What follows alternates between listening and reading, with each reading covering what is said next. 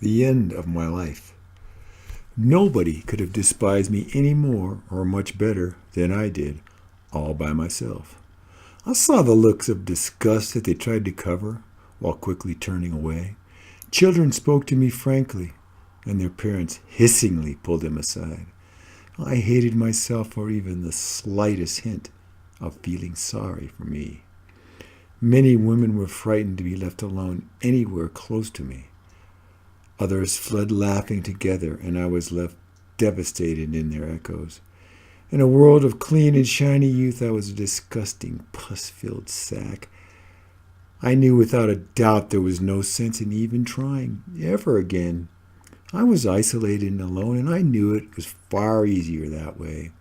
I did not want to be around me either, and I could clearly see just why. Books and drugs took me away, not from so-called reality, but from myself.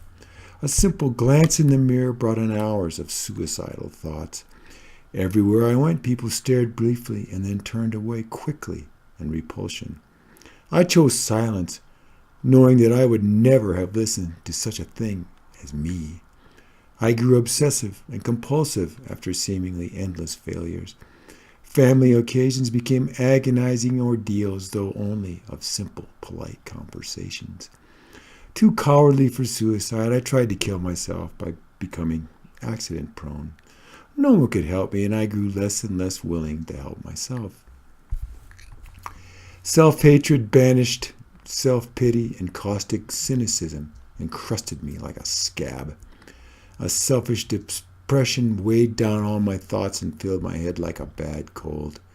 I knew I would never play the good or even useful roles I read of in their books. I never understood why this would happen to anyone, and it had happened to me. An overwhelming sense of guilt, futility, and foolishness was always upon me.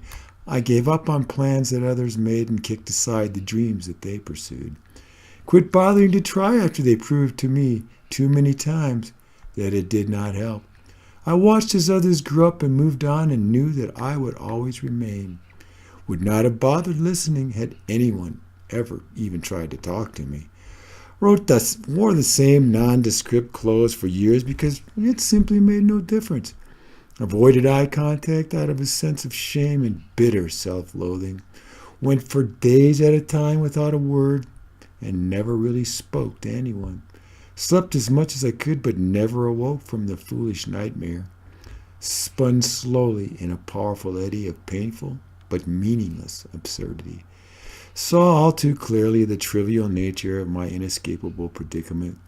Laughed most harshly at myself over many a powerful dose of self-medications. Could not think of the future for the overpowering disgust at the present.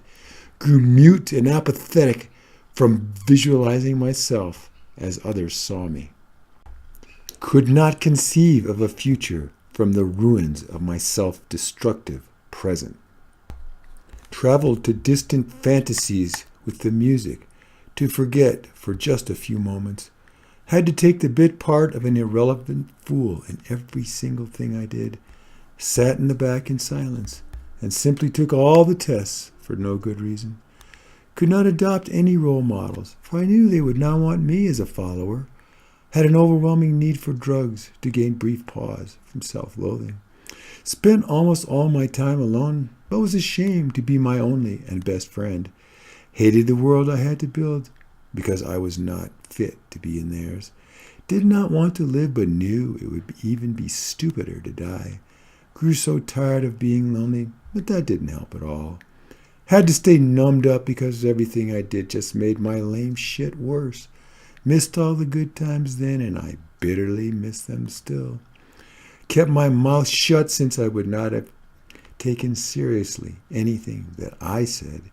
Tried to remain invisible, but stood out like an infected wound. Wanted to be alone behind closed doors, but there was always things to do. Woke up hungover to inescapable self-hatred each and every morning. At last, I turned all of 16, and I had managed to remove all hope from my future.